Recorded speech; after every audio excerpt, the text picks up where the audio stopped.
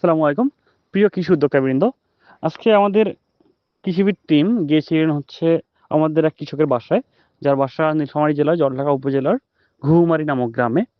তো আমরা তাকে বেশ কিছুদিন আগে পেঁপে চারা দিয়েছিলাম। তো কৃষক ভাই আমাদের দাওয়াত দিয়েছে মেইনলি যে আমরা যেন তার ক্ষেতে দেখি যে তার পেঁপে চারার কি অবস্থা। তো তারই প্রেক্ষিতে আমাদের কৃষিবিদ টিমের পক্ষ থেকে আমরা ২ জনকে পাঠাই তা দেখার জন্য। তো আমরা দেখতে পাচ্ছি ভিডিওর মধ্যে যে আসলে একদম যেটা একদম পুরা প্রত্যন্ত অঞ্চল, সেখানে মেইন রাস্তা থেকে অনেক দূরে এবং আমি দেখতে পাচ্ছি যে আপনার যে চলতেছে, অর্থাৎ বাইকের যাওয়ার মতো রোড নাই। তো তারা বাইক সাইডে রেখে তারপর নদী পার হতে হবে।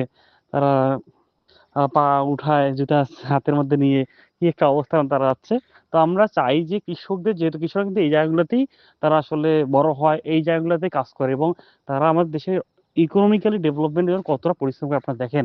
আমরা হয়তো অনেকে শহরে বাস করি, সেখানে কাদা নাই। কিন্তু আমাদের কৃষকের কিন্তু বেড়ে ওঠাটাই এই কাদার মধ্যেই, মাটির মধ্যে, জমির মধ্যে এবং তাদের সর্বোচ্চ শ্রম দিয়ে তারা এই কাজটা করে থাকে এবং তারই ফলে আমরা কিন্তু জিডিপিতে এত কৃষি যে অবদানটা, এবং আমরা কিন্তু খাদ্যে প্রায় স্বয়ংসম্পূর্ণ এবং বিশ্বের টপ ক্লাস জায়গার মধ্যে আমরা অবস্থান করতেছি। সেটা ধান, পাট, আলু, সবজি, মাছ সবকিছুতেই। এগুলো সবই কিন্তু কৃষকের অবদান। তা আমরা চাই যে এমএস এগ্রিকালচার সর্বদাই কৃষক এবং কৃষির সাথে থেকে আমরা পরস্পর উন্নয়নের দিকে আগাবো এবং কৃষকরা যদি ভালো লাভবান হয়, আমরা জানি আমরাও লাভবান হতে পারবো। তো আমার ইয়েটা ধন্যবাদ কি সবাইকে। দেখলেন? আমি না, যে ভালো হয়েছে অনেক। অনেক ভালো হয়েছে। আমি তো এটা 5 বছর থেকে আমার উদ্যোগ, কিন্তু পারি না বহু চেষ্টা করছি। একটা জায়গায় নতুন শুরু করছেন। নতুন করা মানে কঠিন। হ্যাঁ, করে আপনার এখন হাসতে হাসতে হতে পারে কি? হ্যাঁ, প্রথমে কথা এটা পাগলামি বলে হয়তো আর বুঝবেন না যে এটা কি জিনিস।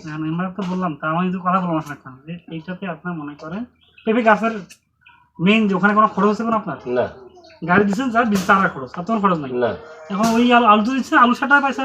মানে আবার ঘুরে দূর দিয়ে সার দিয়েছি, তারপর একটু মাটি দিয়েছি, মাটি দিলাম যে গোড়া লাগবে না, মাটি টাকা থাকে। আবারও মাটি দেবো। তাহলে আপনি যেহেতু আসলেন না, এখন আমি জিঙ্ক দিছি, বোরন দিছি, ম্যাগনেসিয়াম দিছি, আপনার বাংলাতে স্প্রে দিছি। এগুলো একটু গ্যাপ দিয়ে দিবেন, মনে করেন একবার সব না দিয়ে মনে করেন 10 দিন পর পর গ্যাপ দিয়ে দিবেন। মানে একটু করে মনে করেন আপনি মোট 1 কেজি সার দিয়ে মনে করেন, এটা 1 কেজি সারকে ভাগ করেন 3 ভাগ করে 300 গ্রাম করে আসছে। আচ্ছা, 300 গ্রাম করে দিবেন। মানে ইউরিয়া এখন দেই নাই, যেটাই দিবেন আর কি। ইউরিয়া দিলে ইউরিয়া কাজ হচ্ছে গাছ সবুজ করা, গাছ ফুল ফল আসা, ঠিক আছে। যখন আপনার ফলটা, এখন আপনি ইউরিয়া করে দিবেন।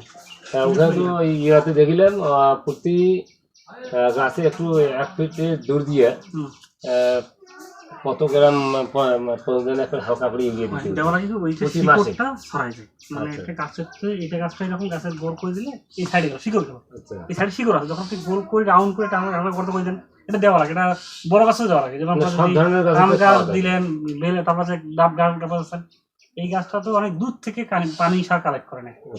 এইখানে আছে কিন্তু এখান থেকে নিবি, তারপর দুধ থেকে ইউরিয়া দিলেন, সার গোড়াটা শিকড়টা সুন্দর হইলো।